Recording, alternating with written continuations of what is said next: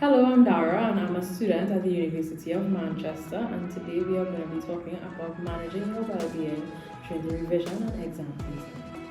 So, number one, you want to acknowledge your strengths. This is easier said than done. Sometimes we have a habit of comparing ourselves, but everyone studies differently.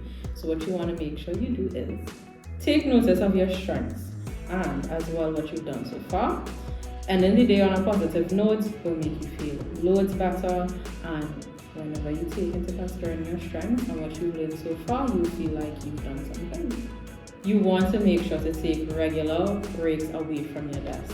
This could be in short bursts of exercises, like the things you find on YouTube, taking a little walk up and down your room, anything like that, just to have your body going while you're still on this break. Number 3, you want to breathe. Step away and make sure that you feel a little calm again. Sometimes breathing deeply can help you to readjust and refocus. Number 4, you want to speak to someone, venting, whatever it is. Once you have a chat with a friend, family member, this could sometimes help you to feel a lot better just by getting your frustration out in a positive, well-being environment. Number 5, you want to get a good night's sleep. You should not be sacrificing sleep. Sleeping helps you to boost your concentration. So one thing we might suggest is trying to set a good bedtime routine, maybe 30 minutes before you go to sleep, whether that's reading a book or watching something you enjoy.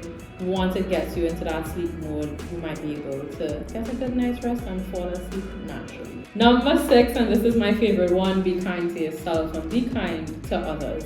You should be treating yourself as you would treat a friend.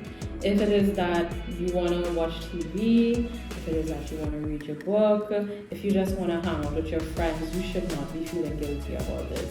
Go ahead and treat yourself by treating yourself kindly. And also remember, your friends are going through this process with you, so make sure to check in and ask them how you can support them in this time.